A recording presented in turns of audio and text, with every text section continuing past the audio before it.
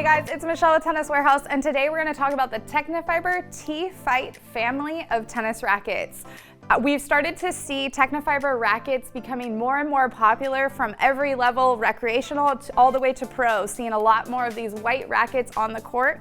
But something about the white rackets, it gets a little confusing. So we're gonna start talking about the TFight as a family. First things first, the TFight is gonna be a more powerful option than the TF40 rackets, which kind of are a bit more controlled rackets, but it's gonna be more controlled than that TFX1 line. So that's where we're sitting in terms of Tecnifibre overall. Now let's talk about what makes each one of these rackets a little bit different from the other. We're gonna start with the lightest member of the family. This is the TFight 295. The numbers of these rackets allude to their unstrung weight in grams. This is gonna be the racket with the thickest beam and the biggest head size. So it's gonna be a great option to jump into that TFight line if you're still an intermediate or even a beginner, still working on your technique. It's gonna offer you really nice stability, amazing feel.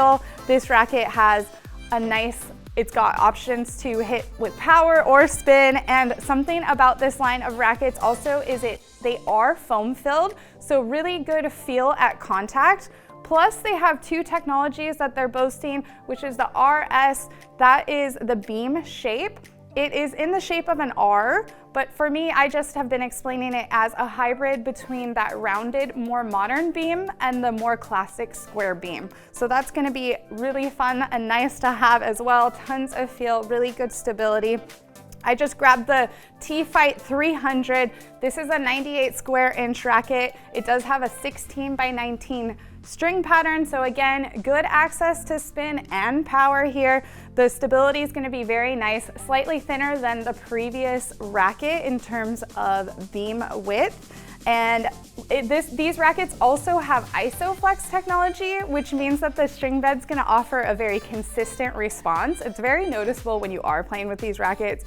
And feedback from the play testers, as well as many players who have switched to these rackets, they prefer this TFight ISO family more than the previous one.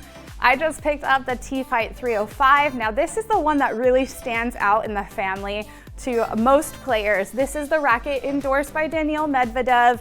It is a little bit different in the fact that it has an 18 by 19 string pattern, which means tons of access to good control, spin, and power. The swing weight is pretty hefty, so this is gonna be a bit more suited for those more advanced players. The swing weight is pushing that 340, so just under 340, which means it's gonna be nice and stable, but also tons of plow through.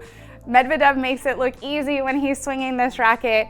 This is also going to be the softest racket in the family. It has the lowest RA, but same beam width as both the 300 and the 315. Then from there, we have the heaviest member of the family, which is the TFight 315.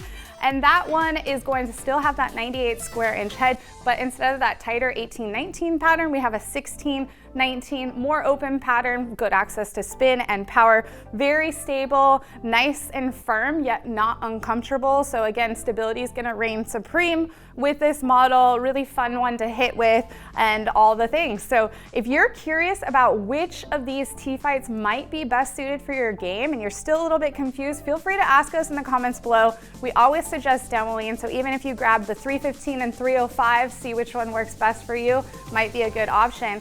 If you have any further questions, let us know, but to get yours, go to Tennis Warehouse, Tennis Warehouse Europe, or Tennis Only.